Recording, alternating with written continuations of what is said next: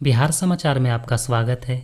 चलिए जानते हैं बिहार की फटाफट बड़ी खबरों को, लेकिन उससे पहले ये न्यूज़ आप किस जगह से देख रहे हैं हमें कमेंट बॉक्स में ज़रूर बताएं। पटना में बीजेपी और कांग्रेस के कार्यकर्ता एक दूसरे से भिड़ गए। दोनों पक्षों के बीच लाठी डंडे भी चले। भाजपा कार्यकर्ता प्रोटेस्ट मार्च करते हुए कांग्रेस कार्यालय सदाकत आश्रम का घेराव करने पहुंचे थे। इसी दौरान ये झड़प हो गई। हालात संभालने के लिए पुलिस प्रशासन को काफ़ी मशक्कत करनी पड़ी। राजद सुप्रीमो लालू प्रसाद यादव ने अमित शाह को मानसिक रूप से बीमार बताया है। उन्होंने केंद्रीय मंत्री के अंबेडकर पर दिए गए बयान को आपत्तिजनक बताया। साथ ही इस्तीफे की भी मांग की। दिल्ली के पूर्व सीएम अरविंद केजरीवाल ने मुख्यमंत्री नीतीश कुमार को पत्र लिखकर एनडीए सरकार से समर्थन वापस लेने की अपील की है। राजद विधायक रीतलाल यादव के भाई पिंकू ने कल दानापुर कोर्ट में सरेंडर कर दिया है। पटना एम्स के चीफ सिक्योरिटी ऑफिसर पर फायरिंग मामले में वो फरार चल रहा था। इससे पहले प्रशासन ने उसके घर पर पहुंचकर कुर्की की कार्रवाई शुरू कर दी थी। पुलिस ने पिंकू यादव के घर से 3 अवैध बंदूकें, 11 लाख कैश, पुराने स्टाम्प पेपर और नोट गिनने की मशीन बरामद की है। बिहार बिजनेस समिट में इस बार 1 लाख करोड़ के निवेश पर सहमति बनी है। सीएम नीतीश कुमार की मौजूदगी में शुक्रवार को 350 कंपनियां एमओयू साइन करेंगी। सबसे बड़ी इन्वेस्टमेंट सन पेट्रोकेमिकल की ओर से 20,000 करोड़ की गई है। जनवरी फरवरी में कोल्ड वेव आएगी, ये पूर्वानुमान मौसम विज्ञान ने जारी किया है। मजबूत पश्चिमी विक्षोभ नहीं बनने की वजह से दिसंबर में इस बार कड़ाके की ठंड नहीं पड़ी। 4.5 डिग्री सेल्सियस तापमान के साथ किशनगंज सबसे ठंडा जिला रहा। मोतिहारी में शादी के 1 महीने बाद एक युवक की गोली मारकर हत्या कर दी गई। ये वारदात रघुनाथपुर ओपी क्षेत्र के लक्ष्मीपुर की है। मृतक की पहचान अरेराज राडिया गांव निवासी विवेक सिंह के रूप में की गई है। पटना के गौरीचक में 6 किसानों के 15 बीघा धान की फसल आग लगने से जलकर खाक हो गई। आग लगने की वजह शॉर्ट सर्किट बताई जा रही है। यह हादसा गुरुवार के दोपहर को हुआ। जमुई के पुष्पेंद्र कुमार को अमेरिकी कंपनी गूगल ने 2 करोड़ का सालाना पैकेज दिया है। कंपनी ने उन्हें डेटा साइंटिस्ट के पद पर हायर किया है। पिता हरिओम कुमार एक ठेकेदार हैं और मां गृहिणी है। पुष्पेंद्र ने आईटीआई खड़गपुर से पढ़ाई की है। पटना में ट्राई के नाम पर शिक्षक से 98,000 रुपए की ठगी हुई है। साइबर अपराधियों ने डिजिटल अरेस्ट कर रुपए ऐंठ लिए। केस मैनेज करने के लिए वीडियो कॉल पर 6 लोगों ने पूछताछ की और डरा धमका कर करीब 3 घंटे तक बंद कमरे में डिजिटल अरेस्ट रखा। पीड़ित ने इस संबंध में साइबर थाने में शिकायत दर्ज कराई है। दिसंबर महीने के 18 दिन बीत गए, लेकिन कड़ाके की ठंड अब तक महसूस नहीं हो रही है। मौसम विज्ञान केंद्र के मुताबिक आने वाले दिनों में भी कड़ाके की ठंड नहीं पड़ेगी। इस दौरान न्यूनतम तापमान 8 से 12 डिग्री सेल्सियस और अधिकतम तापमान 18 से 22 डिग्री सेल्सियस के बीच दर्ज किया जाएगा। मौसम विज्ञान केंद्र के वैज्ञानिक आशीष कुमार ने बताया है कि अगले 7 दिनों तक के लिए पूर्वानुमान के अनुसार राज्य के सभी जिलों में मौसम शुष्क ही रहेगा। दिसंबर महीने में कड़ाके की ठंड पड़ने की संभावना नहीं है। इसकी वजह है कि पश्चिमी विक्षोभ मजबूत नहीं हुई है। राज्य के 11 जिलों में लगभग 2,200 स्कूलों में पढ़ने वाले 5 लाख छात्र दूषित पानी पी रहे हैं। इसकी वजह बोरिंग में मानकों की अनदेखी है। 270 से 300 फीट गहरी बोरिंग का निर्देश था, लेकिन अधिकांश स्कूलों में 100 फीट ही बोरिंग की गई है। इससे सतही पानी स्कूल में सप्लाई हो रहे हैं। इस संबंध में शिक्षा विभाग ने पूर्वी चंपारण, जहानाबाद, भोजपुर, लखीसराय, भागलपुर, जमुई, वैशाली, दरभंगा, गया, खगड़िया और शेखपुरा जिला के शिक्षा अधिकारियों को नोटिस जारी किया है। बिहार के जल संसाधन मंत्री विजय कुमार चौधरी ने केंद्रीय वित्त मंत्री से मुलाकात कर राज्य में बाढ़ नियंत्रण के लिए 6,650 करोड़ रुपए की योजनाओं को मंजूरी देने का अनुरोध किया है। इस राशि में से 2,147 करोड़ रुपए सीमावर्ती क्षेत्रों में नदी प्रबंधन और 4,502 करोड़ रुपए बाढ़ प्रबंधन कार्यक्रम के लिए प्रस्तावित है। यह राशि बिहार में बाढ़ से होने वाले नुकसान को कम करने में मदद करेगी। सरकार ने जमीन संबंधित विवादों को निपटाने के लिए फिर से कड़े निर्देश दिए हैं। अंचलाधिकारियों से लेकर प्रमंडलीय आयुक्त तक को भारतीय न्याय संहिता के प्रावधानों का उल्लेख करते हुए तेजी से कार्रवाई करने के आदेश दिए हैं। उन्होंने बताया कि वर्ष 2020 में राज्य में हुए अपराध और हत्या के लगभग 64% मामलों का संबंध भूमि विवाद से था, जो अब घटकर लगभग 46% हो गया है। बिहार के सरकारी स्कूल में अब हर महीने अभिभावक शिक्षक की बैठक होगी। ये बैठकें महीने की शुरुआत में ही शनिवार को आयोजित की जाएगी। पीटीएम में बच्चे की पढ़ाई, व्यवहार, भाषा कौशल्य और स्कूल में उपस्थिति पर चर्चा होगी। शिक्षक बच्चों को हिंदी और अंग्रेजी भाषा सीखने के लिए प्रोत्साहित करेंगे। जिन अभिभावकों से संपर्क नहीं हो पाएगा, उनके घर जाकर शिक्षक उनसे मिलेंगे।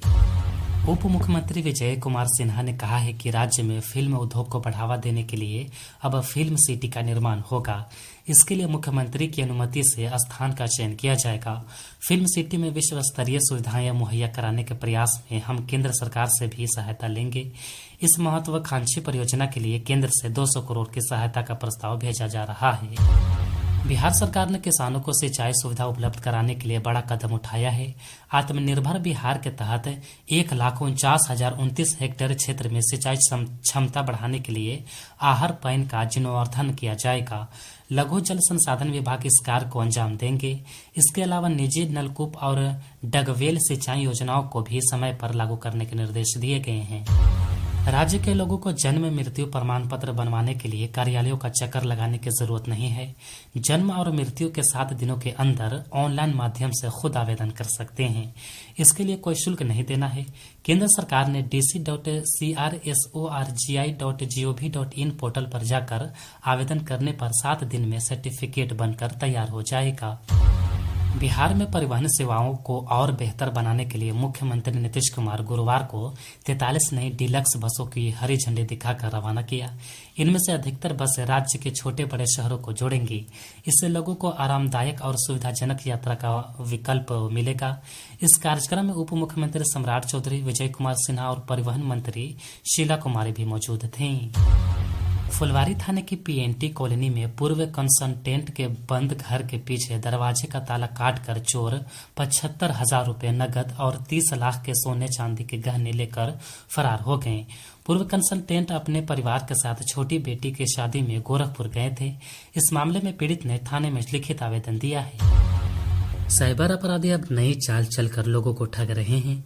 वे फोन करके कहते हैं कि आपके सिम कार्ड से बहुत सारे कॉल हुए हैं और आपका सिम 2 घंटे में बंद हो जाएगा। फिर वे आपको कोई नंबर दबाने के लिए कहते हैं कि इस नंबर को दबाकर इस समस्या को ठीक करवा लें, लेकिन असल में यह धोखा है। जब आप उस नंबर को दबाते हैं तो आपके खाते से पैसे निकल जाते हैं। इसलिए अगर आपको ऐसा कोई कॉल आए तो उसे तुरंत काट दें और उसके बताए हुए किसी भी बात को ना मानें। बिहार में दिसंबर 2024 तक 7 लाख घरों तक गैस कनेक्शन देने की योजना की प्रगति धीमी है। मुख्य सचिव ने समीक्षा बैठक में गैस कनेक्शन की गति बढ़ाने के निर्देश दिए।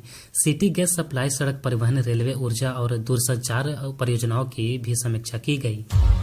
नेता प्रतिपक्ष तेजस्वी यादव ने अररिया में कार्यकर्ता दर्शन संवाद कार्यक्रम में कहा कि उनकी सरकार बनी तो 1 महीने के अंदर माई बहिन मान योजना शुरू होगी, जिसमें महिलाओं के खाते में हर माह 2,500 रुपए भेजे जाएंगे।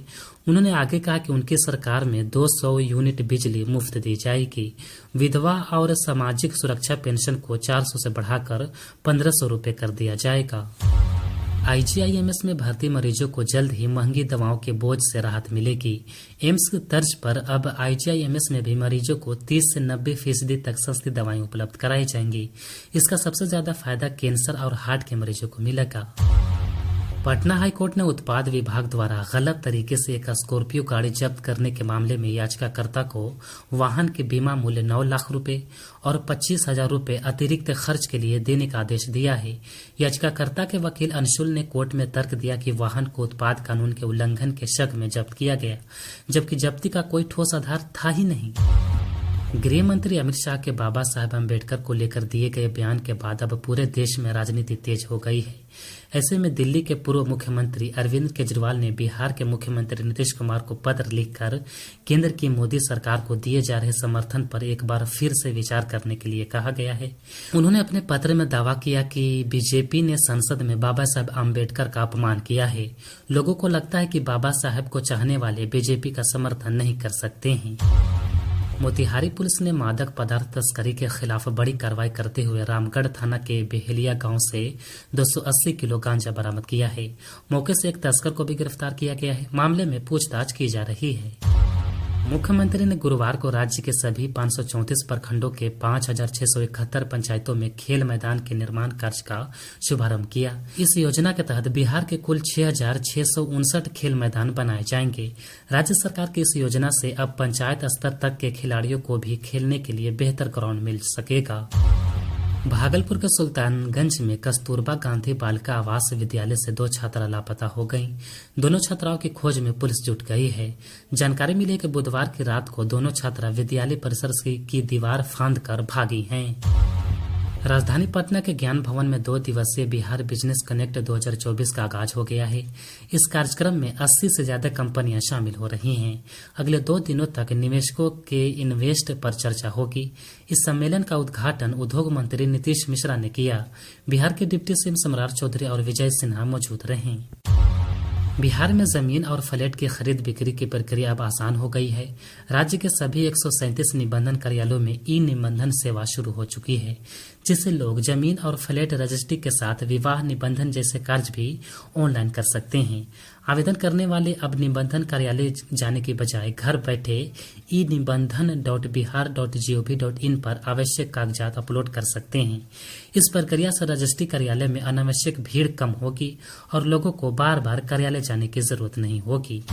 बीपीएससी की 17वीं प्रारंभिक परीक्षा के दौरान बवाल काटने और प्रश्न पत्र लेकर भागने वाले मुख्य आरोपित को पुलिस ने गिरफ्तार कर लिया है। आरोपित के पास से पुलिस ने परीक्षा हॉल से गायब प्रश्न पत्र का बंडल और एंड्रॉयड ऐप जब्त किया है। थानाध्यक्ष संतोष कुमार ने बताया कि परीक्षा हॉल से गायब प्रश्न पत्र का बंडल आरोपित छात्र के घर से बरामद किया गया है।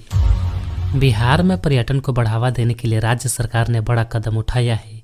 बक्सर और मोतिहारी में जल्द ही 4 स्टार होटल बनाए जाएंगे, जबकि पटना के फुलवारी शरीफ में रिजॉर्ट और रोहतास में एमिनिटीज विकसित की जाएगी। नई पर्यटन नीति के तहत इन 4 परियोजनाओं को स्वीकृति दी गई है। 4 निवेशकों को स्वीकृति पत्र दिया गया है और उन्हें 30% के कैपिटल सब्सिडी दी जाएगी।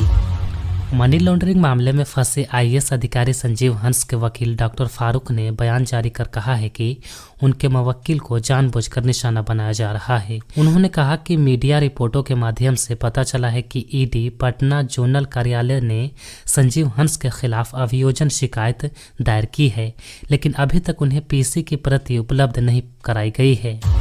प्रधानमंत्री आवास योजना 2.0 के तहत 100 नगर निकायों में सर्वेक्षण करके 1,50,000 से अधिक आवासों की आवश्यकता की पहचान की गई है।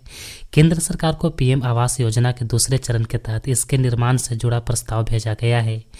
वार्ड स्तर पर अभियान चलाकर इसे पूरा किया जाएगा। इस योजना का उद्देश्य शहरी गरीबों को किफायती आवास प्रदान करना है। भागलपुर जिले के डीएम ने मिशन 45 योजना शुरू कर दी है, जिसका लक्ष्य 45 दिनों में 40 पंचायतों को कुपोषण, फाइलेरिया और घर पर प्रसव से मुक्त बनाना है। योजना के तहत कुपोषित बच्चों और फाइलेरिया से पीड़ित मरीजों को इलाज होगा। गर्भवती महिलाओं का प्रसव घर के बजाय अस्पताल में कराया जाएगा। योजना को सफल बनाने के लिए पीरामल फाउंडेशन की मदद ली जा रही है। इसमें 5 आकांक्षी प्रखंडों की 40 पंचायतें शामिल हैं, जैसे जगदीशपुर, सनहौला, सबौर, सुल्तानगंज और पीरपैंती। औरंगाबाद में कांग्रेस नेताओं ने गृह मंत्री अमित शाह के आपत्तिजनक बयान के विरोध में रमेश चौक पर उनका पुतला दहन किया। इस प्रदर्शन का नेतृत्व कांग्रेस जिलाध्यक्ष राकेश कुमार उर्फ पप्पू सिंह ने किया था। कांग्रेस कार्यकर्ता समाहरणालय के पास से नारेबाजी करते हुए रमेश चौक पहुंचे। जिलाध्यक्ष ने अमित शाह के बयान को निंदनीय बताया और इसके खिलाफ प्रदर्शन किया। पटना के एयरपोर्ट थाना क्षेत्र में रहने वाला पुलिस का एक जवान गायब हो गया है। पत्नी के अनुसार धर्मेंद्र कुमार 5 दिन पहले फोटोकॉपी कराने के लिए घर से निकला था, लेकिन वापस लौट कर नहीं आया। जवान का फोन भी बंद है। पत्नी संजू देवी ने जवान के गायब होने के पीछे एक महिला सिपाही के हाथ होने का आरोप लगाया है। महिला सिपाही से जमीन की खरीद बिक्री को लेकर विवाद चल रहा था।